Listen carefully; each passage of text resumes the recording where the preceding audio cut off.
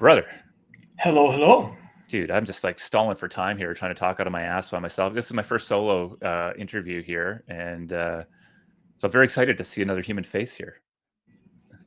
Well, thank you for having me. I'm very excited to come back twice in 3 weeks. Is that a first for 11 I a.m.? think it's probably one of the quickest repeat guests we've had here, but I don't know, man. You've been dominating the timeline. I think we checked in last time just on the broader strategy behind Meebits. Obviously, you shared a bit more about the story of you stepping in, taking it over, which is awesome. We'll link that below your tweets here so people can come back and check that out. But I really wanted to talk to you today to get an on the ground feeling of what launching Meebster. Is that what I'm saying? Meeb strategy? I call Meeb. it Meepster, Punkster. Yeah, I Okay, like it. Meebster. Thank It you. almost makes it look like a feel like a bean, I love it. Help me not feel like the boomer I am here, Serge. I love it. So maybe start us off with like what has changed here. It feels like NFTs are back. We finally have a more speculative asset around these things. But what has changed for Meebits and for how you're operating right now from the Meebster strategy? Sure. So obviously, Meep strategy is part of the strategy tokens that were launched by Adam at TokenWorks. Now, for people that don't know Adam and Reynardic, obviously he was here last week on the show. He's got a track record, a background with just doing a lot of experiments and really trying to push kind of like smart contract art forward in a way, where the mechanics and the mechanism design is really the interesting piece of everything he's done. With his first strategy token was Punk Strategy, which what it does, it buys, it's a token that has a 10% fee. It uses 8 of that 10% to fund the purchase of a punk. Once that punk is purchased, it gets listed at 1.2x what it was bought. And the idea here is that as the market moves, when that punk sells, the strategy itself goes back, buys tokens from Punkster out in the open market and burns them, thus creating a deflationary situation with the supply of the token. And it's an interesting way to get synthetic price exposure to punks. So that's the mechanism that they developed for Punkster. When he published that a couple of weeks ago, obviously it caught our attention. And so what we did, and I'm sure every other collection owner and manager in the space reached out to Adam and said, hey, man, we'd love to have this for Meebits. And we had some good conversations, and we were added to the first 5 strategies that were launched, the strategy 5, as we call them. Now, it was Meebits, Penguins, Moonbirds, Apes, and Dickbutts.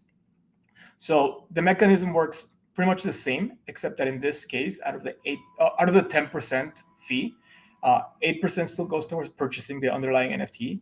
1% goes back to Punk Strategy to help with that deflationary mechanic. And then 1% goes to the collection owner as a royalty. So it was like an interesting way of bringing back royalties to kind of speculation in NFTs, which was nice.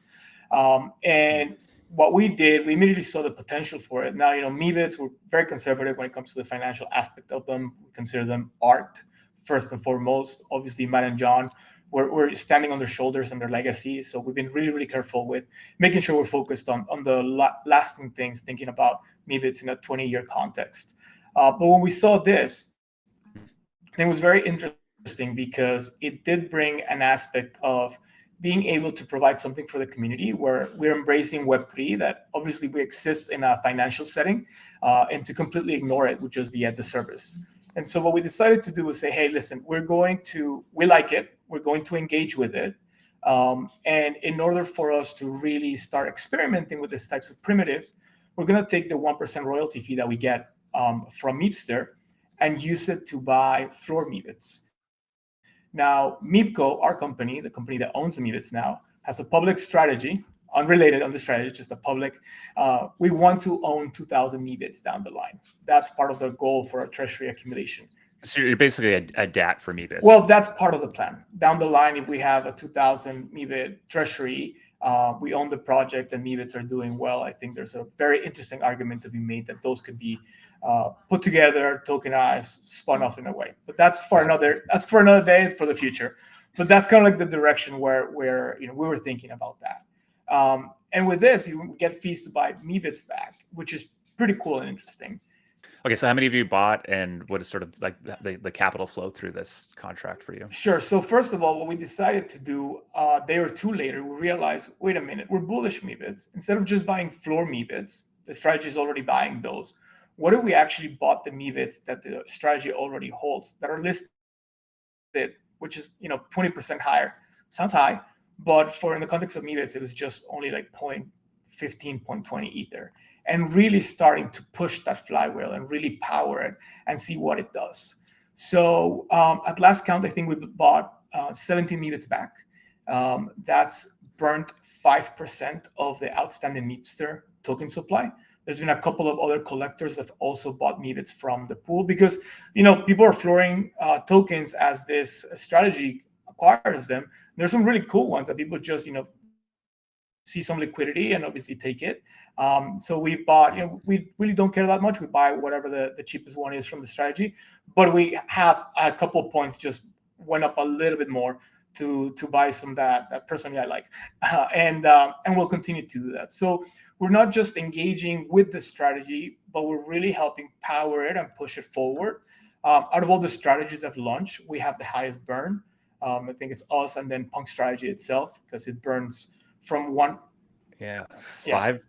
5% Punk Strategy at 3.2%, and then Dick Strategy Classic at 3.1%. Yeah, so the Dick Nice. bots have followed our model. There is a DAO, a community DAO called Pino's DAO with a U, and they all decided to vote to use some of those funds. They had some holdings and some tokens, liquidate those holdings, and then use the funds. They bought 3 Dick bots that same day, and then every Monday, I think they're going to be buying a Dick bot. That got executed this morning, Asia time, so last night here in New York. And it's pretty interesting. I think it's a really good way of not just bringing back excitement to the space. I think it's a good way of also showing what having this decentralized tokens on a blockchain can enable. Right? There's a lot of different primitives that can be built, and the whole kind of like money Lego thesis from back in like 1920 comes back together, but now with JPEGs. We actually also used loans from Gandhi to start leveraging our buys. Again, obviously, we're in a very different position as MeebCo. We can take a little bit of risk and really be able to, we think, when we see the token at lower market cap than it was before, the impact of the burn is much higher because it's proportional. And so the last 4 or 5 buys we've made of Meebits have been leveraging loans from Gandhi. And again, it's not just us being degens. It's more of really trying to engage with this ecosystem, which is where we live and breathe and do every day. I like this contrast because I think you go well out of your way to make the argument that Meebits are art, which, listen, I appreciate. I think that's wonderful. But frankly, the thing that makes me very bullish on what you're doing here is that I know you are an incredibly competent actor in the DeFi space. You come from, you live in New York. I think you've worked in and around crypto for a long time. Like this, the money games piece here, I think is, that's crypto, baby. This is DeFi technology. This can be applied in many, many more areas than maybe people think. So, I mean, how do you sort of balance off that art belief versus like, I can just see the momentum growing behind the the moneyness side or the speculation, the collector side of things. Yeah, I think after being in the space for a few years, as you mentioned, I'm really tapping into my professional experience from before crypto, which was working at a couple of large investment banks in the derivative side. I think that there's levels of being degen or not, right? Depending on what you're using. Are we where we feel pretty comfortable that we're arm's length still to like the actual financialization of the Meebits themselves. If you really think about it, when you buy one of these, yeah, we are because we're not. What we're doing is we're taking our own capital that we're receiving from the strategy itself, right? We could just ride it into the sunset. Like there's been some other companies that are just taking the royalties and sitting on them and $40,000-$50,000. We're actually reinvesting, right? But it's not money that we are putting out of our pockets. So it's not like I'm taking my company's balance sheet and using it to speculate on this. It's just, hey, royalties that we would have gotten, that we would have not gotten without strategy. And then just, I think, pushing the space forward in a direction where this could be a strategy to or a mechanism, actually is the word that I'm looking for, to really bring back royalties to NFTs. And that's pretty cool because, obviously back in 21, a lot of those royalty flows ended up being completely wasted and people did stupid things with them. Most communities did not see anything from them. But if you look at the companies that actually reinvested their royalties in the right way, those are the big projects that you see today that are still around, right? Like the Yugas, the Pengus, all those doodles, guys that, yeah, prices are down. There's companies that are employing people that are trying to push the space forward. People like Chimpers, getting up to like millions of Instagram followers. That kind of stuff comes from royalties. So being able to be one of the actors that's experimenting with it, potentially bringing back some of those revenue streams, I think is pretty cool. Because I think, for those that were around, this sort of royalty debate was a big one, right? And it was one of the core reasons why people were excited about IP. And I think if you could probably track back the launch of Blur, the removal of royalties, and sort of the downfall of that narrative, pretty tied together. And the idea was like, well, why would I want to go give, Yuga 10%, whatever it was, of my sale here, especially when these things were pumping like crazy. And yet we're seeing people very, very, very happy to spend money on fees trading ERC20. So whether that's using a trading bot, or that's, the easy click through on MetaMask, or that's, a 10% fee on every buy and sell in volume on Punk strategy here. That's not insignificant. There was a sort of thinking that fees equal less volume equals less interest. And yet this seems to be bucking the trend. Because the fees are going towards supporting the floor of the collection. I think that's a big difference, right? This is an algorithm at the end of the day. So the two biggest impacts, those fees that you're paying are really going back to pumping your bags in a way, or supporting your bags, right? Versus in 21, 22, people were taking the royalties and throwing lavish parties for their friends or doing all kinds of things, right? So that's one difference of having like a robot, right? An algorithm managing these royalties. The second one, I think that hasn't really been spoken about too much, but really excites me, especially because the Meebits have a 20,000 token supply, which sometimes feels pretty big for this kind of market. I think it's going to be fine long term, but obviously there's a lot less people today in the market than there was back then. Is that those tokens, those NFTs that are within the strategy portfolio, they are only going to be sold at 20% higher than when they were bought. So you would assume a lot of these tokens that get rotated through the floors on the marketplaces, right? Let's say a human would buy, sweep the floor, buys 10 Meebits because they get excited about all the stuff that we're doing this month.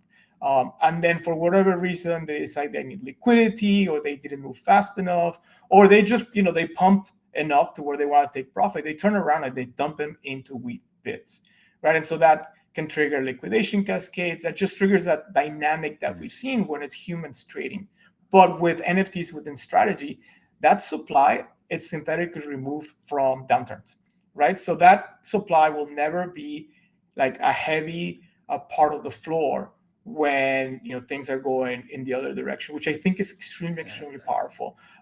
Obviously, at the cost of now you have to chew through that wall when you're going higher, but I think it's a good price to pay. All right, so I mean, you've obviously engaged with this strategy much deeper than probably most. So if you sort of zoom out and you think about where the opportunities lie, either in extending what you're doing at Meebster or even the broader sort of Punkster ecosystem, for folks who are maybe sitting on the sideline here, how are you approaching the opportunity there? Take off your CEO hat, put your DGen hat My on. DGen hat, should I do that? Oh, you got one?